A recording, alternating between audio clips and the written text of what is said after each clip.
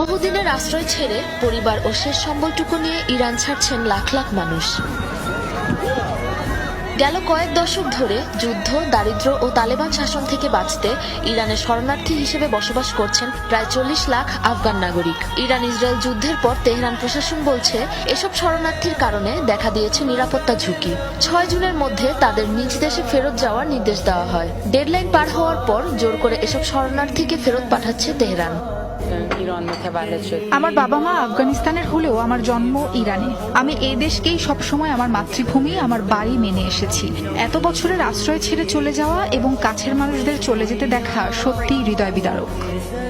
জাতিসংঘের শরণার্থী বিষয়ক হাই কমিশন UNHCR জানায়, ইরান ইসরায়েল যুদ্ধকালীন সময়ে প্রতিদিন গড়ে 30,000-এরও বেশি আফগানি নাগরিককে নিজ দেশে ফেরত পাঠানো হয়েছে, যা আগের তুলনায় প্রায় 15 গুণ বেশি। হাই কমিশনের গেল মাসের রিপোর্ট অনুযায়ী শুধুমাত্র জুন মাসে ইরান ছেড়ে যাওয়া আফগান নাগরিকের সংখ্যা ছাড়িয়েছে 2,30,000-এরও বেশিতে।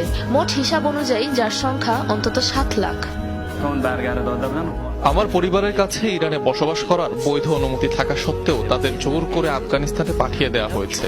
মা বাবা ছাড়া সত্যি খুবই একা আর হতাশ হয়ে পড়েছি।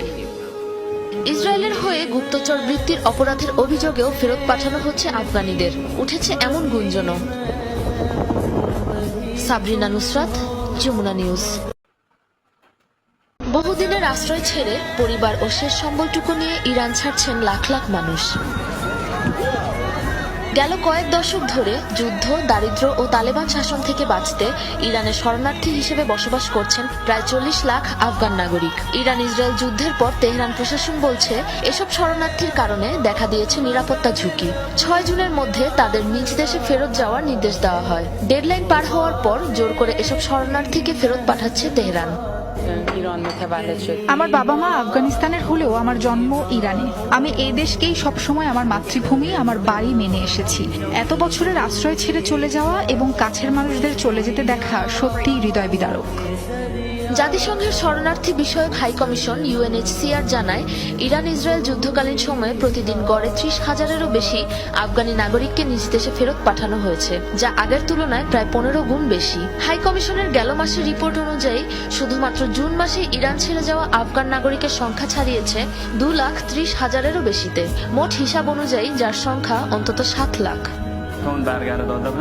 আমার পরিবারের কাছে ইরানে বসবাস করার বৈধ অনুমতি থাকা সত্ত্বেও তাদের জোর করে আফগানিস্তানে পাঠিয়ে দেওয়া হয়েছে। মা বাবা ছাড়া সত্যি খুবই একা আর হতাশ হয়ে পড়েছি। ইসরায়েলের হয়ে গুপ্তচর বৃত্তির অপরাধের অভিযোগেও ফেরত পাঠানো হচ্ছে আফগানিদের। উঠেছে এমন গুঞ্জনও।